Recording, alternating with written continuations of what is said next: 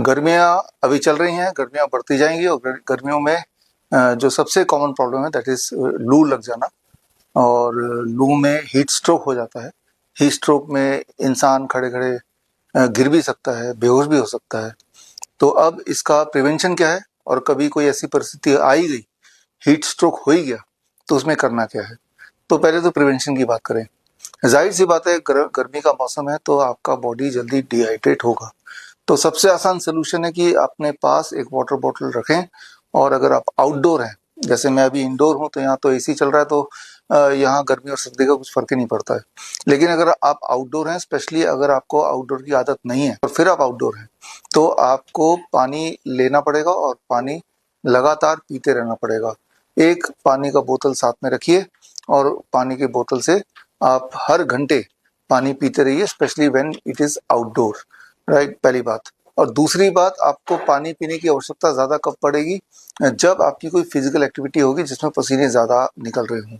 जिस रफ्तार से बॉडी से डिहाइड्रेशन हो रहा है, पानी बाहर निकल रहा है, उससे ज्यादा रफ्तार से पेशाब के माध्यम से, पसीने के माध्यम से, उससे ज्यादा रफ्तार से पानी पीना पड़ेगा।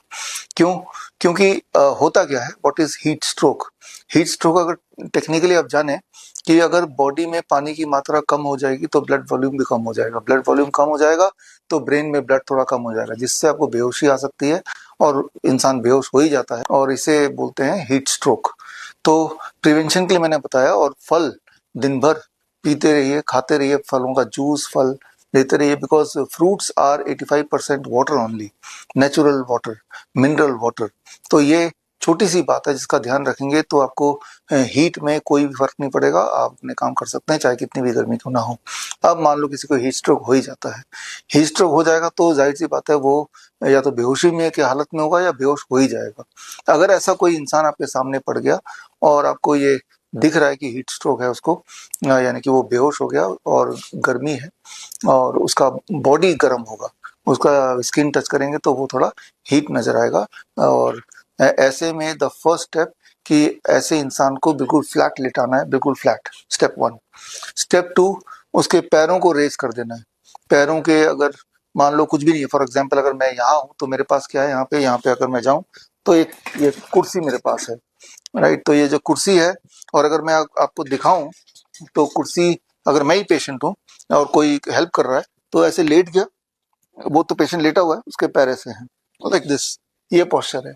इस पोस्चर से फायदा क्या होगा कि कुछ मिनट में blood will go towards the brain, और ऐसे में उसको 2 4 5 मिनट, 10 मिनट, 15 मिनट में उसका होश वापस आ ही जाएगा।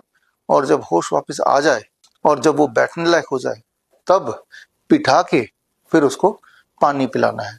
और उस वक्त जब वो बेहोशी की हालत में हो, तब उसको ठंडी ठंडक पहुंचाने के लिए आप कोई टॉवल होगा उसको पानी में निचोड़ेंगे और उसको टॉवल को या बेडशीट को पानी में निचोड़ के उसके ऊपर रैप कर देंगे ताकि बॉडी ठंडा हो जाए। उसके माथे पे भी रुमाल वगैरह से ठंडा कर सकते हैं। और होश में आने के बाद जब वो बैठ जाए, इसी सूरत में उसको पानी पिलाना है। आफ्टर ऑल उसकी कमी है, हाइड्रेशन की तो कमी है, छोटी सी बात है।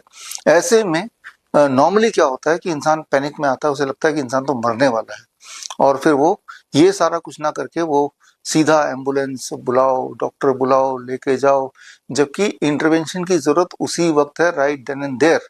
इंटरवेंशन पानी हर जगह मिल जाता है, लिटाना है। और अगर आपके पास कुछ ऐसा नहीं जिससे पैर रेस करे, तो अगर वैसे भी लेटा रहेगा तो भी होश में आ जाएगा, और अगर पैरों को थोड़ा सा ऊंचाई पे रेस करेंगे तो और जल्दी आ जाएगा। तो ये छोटी सी बात है जिससे आपको 2 बातें समझ आती हैं, how to prevent heat stroke, और अगर आ ही गया तो हम क्या करें।